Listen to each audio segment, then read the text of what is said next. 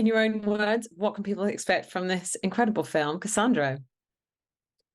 I hope people can expect to be inspired and uplifted. It's a positive story about a gay man. We usually don't see a lot of positive stories about people in the LGBT plus community. They're always depressing and sad, and this is not. This is a celebration of a great man and a great uh who is the real Cassandra, and it's a tribute to him, and it's a tribute, it's a it's about it's about a celebration of his life. And I love the kind of backstory to this. I know you were sort of making a documentary about him and you met Saul, and you've just sort of felt this compulsion that this was a story, the most worthy of stories to be told.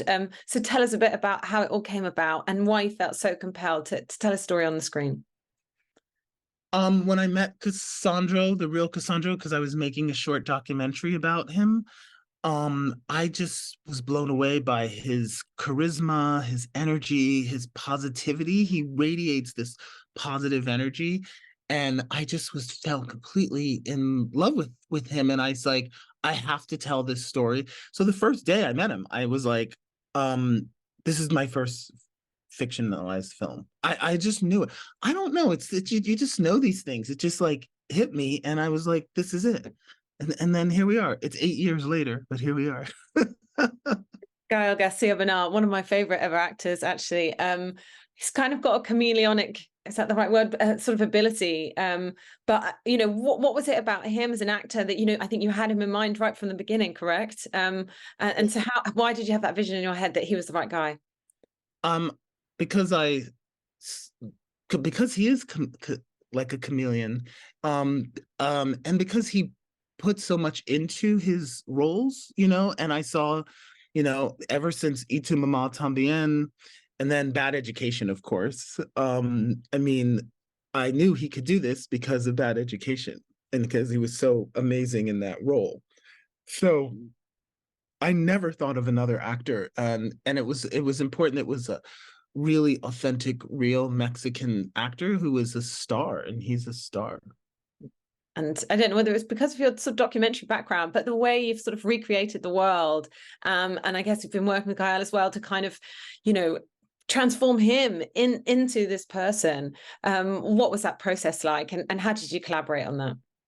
I had amazing team, amazing production designer JC Molina, who's a gay Mexican man, who really understood the culture, and it was really important that we got it right, that we really nailed that. We nailed it culturally, we nailed that world, and he's just brilliant at doing that. So, and Maristela Fernandez, the costume designer, who's a Mexican. Everyone was a Mexican um artists who knew the culture, and we did the research, and we really and they and JC comes from the border community.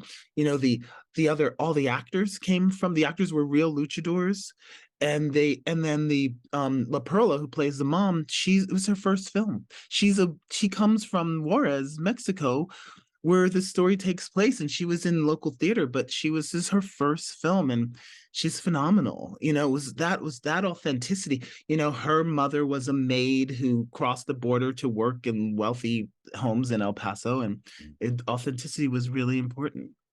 And in terms of the takeaways, of course, there's the specificity of his story. And, this is a time when being so openly gay, and particularly in this really macho world, really was something incredibly bold and brave. But there's a universality there. Like, we can all feel like outsiders, or we can feel loneliness and that desire to find our authentic selves.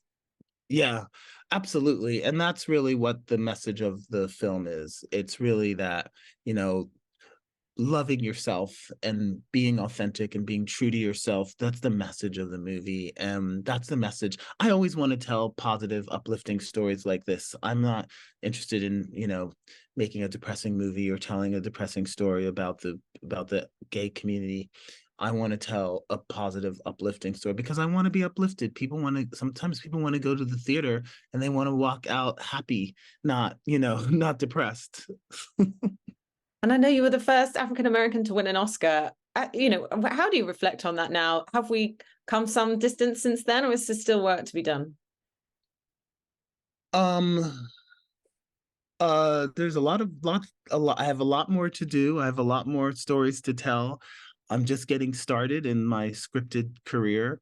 So it's really exciting for me. It's an exciting time, and I have a documentary feature coming out on Netflix and a scripted feature on Amazon and supermodel series on Apple. So got it all covered.